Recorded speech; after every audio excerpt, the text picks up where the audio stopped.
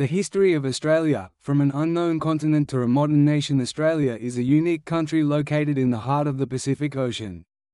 Its history begins long before the arrival of Europeans, when the indigenous peoples of this continent, the Aboriginal Australians, had already developed their culture over thousands of years.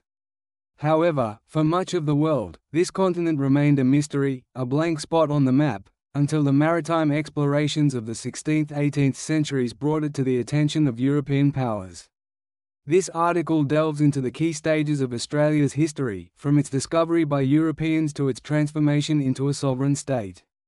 We will explore how various countries competed for control over this continent, why Britain ultimately decided to colonize it, the consequences of colonization for the indigenous populations, and how Australia evolved from a penal colony into one of the most prosperous nations of the 21st century.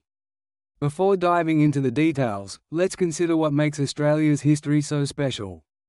This continent was one of the last major geographical areas on Earth discovered by Europeans. Its remoteness from major trade routes and relatively harsh living conditions initially hindered large-scale settlement. Nevertheless, thanks to the efforts of explorers like James Cook, Abel Tasman, and William Dampier, Australia became known to the world and eventually transformed into one of the most advanced countries on the planet. Prehistoric Australia, indigenous peoples and their way of life. Before discussing European colonization, it is essential to recognize those who were the first inhabitants of this land, the Aboriginal Australians. Archaeological evidence suggests that Aboriginal people arrived in the territory of modern-day Australia approximately 65,000 to 70,000 years ago. They likely crossed a land bridge that once connected Australia to New Guinea and Southeast Asia. As climate changes and rising sea levels submerged this land bridge, the Aboriginal people were left almost entirely isolated from the rest of the world. By the time Europeans arrived, the Aboriginal Australians had developed a rich culture deeply intertwined with nature. They practiced hunting and gathering, created art, passed down knowledge through oral traditions and rituals, and developed a profound spiritual connection to the land. One of the central elements of their culture is the concept of Dreamtime, which explains the origins of the world, humans, and animals. This philosophy continues to influence Australian society even today. However, everything changed with the arrival of Europeans. Colonization brought radical changes that forever altered the lives of the indigenous peoples of Australia.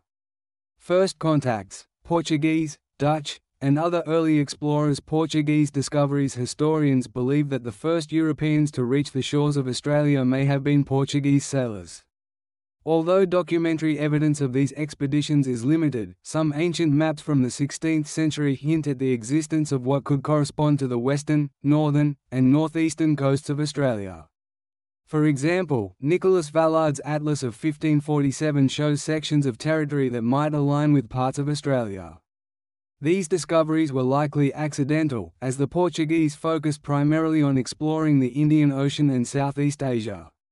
Nevertheless, these early contacts played a significant role in shaping the idea of a terra incognita, or unknown land, in the Southern Hemisphere. This notion became a legend among European cartographers and explorers. Dutch expeditions. From the early 17th century onward, Australia began to attract serious interest from the Dutch. In 1606, a Spanish expedition led by Luis Vaez de Torres discovered the strait separating Australia from New Guinea, now called the Torres Strait. In the same year, the Dutch captain Willem Janszoon became the first European to officially document his presence on the Australian coast. He explored the Gulf of Carpentaria and the shore of Cape York Peninsula.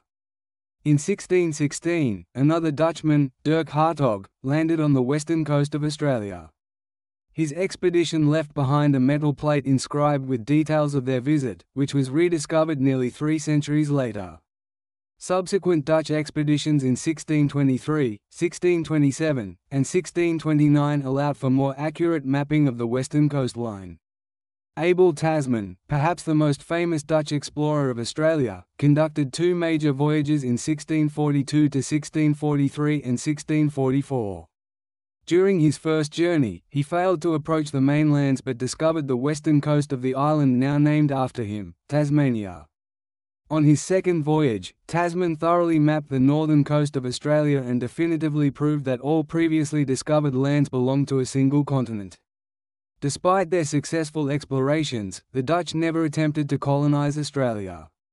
This may have been due to the perception that the continent was too remote and offered little potential for trade. British exploration and colonization William Dampier and the first Englishman, the English pirate-turned-explorer William Dampier, became the first Englishman to accidentally discover the western coast of Australia in 1688. Upon returning to England, he published accounts of his travels, where he vividly described what he saw. These writings sparked considerable interest among English scholars and politicians, leading to the organization of a new expedition under Dampier's leadership.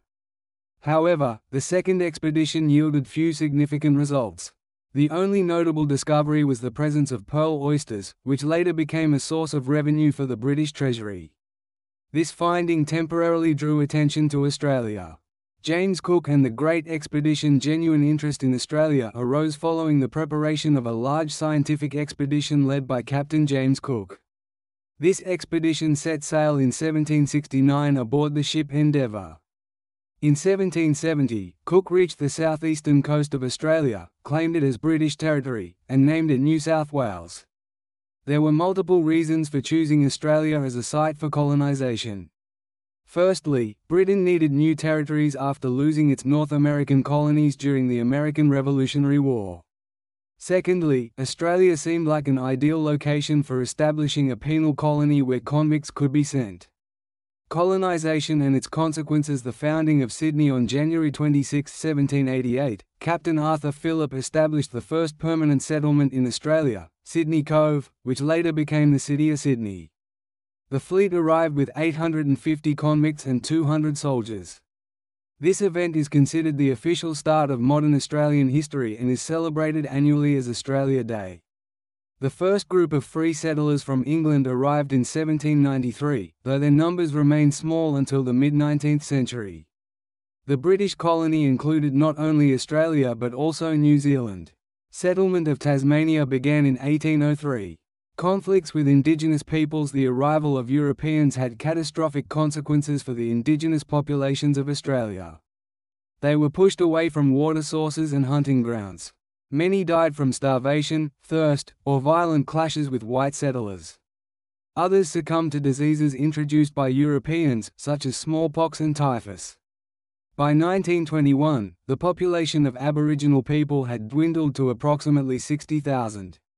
Indigenous Australians were also used as cheap labour in livestock farms. By the mid-19th century, the remaining Aboriginal communities were relocated to missions and reservations, where their rights were often ignored. Economic development and self-government. The gold rush. In 1851, Australia experienced a gold rush, which dramatically altered its demographic landscape. Over the course of a decade, the population of the colonies nearly tripled, reaching 1.2 million people. This influx of immigrants spurred the development of self-government. The first territory to gain self-governance was New South Wales in 1855. Industrial progress. The establishment of trade unions and the introduction of the 8-hour workday made Australia a pioneer in workers' rights. Unified postal regulations and armed forces were created, contributing to economic growth. Modern Australia. Independence and globalisation. Under the Statute of Westminster in 1931, Australia gained independence, though the British monarch remains the formal head of state. After World War II, the country began accepting millions of immigrants from Europe and Asia, significantly altering its demographic profile.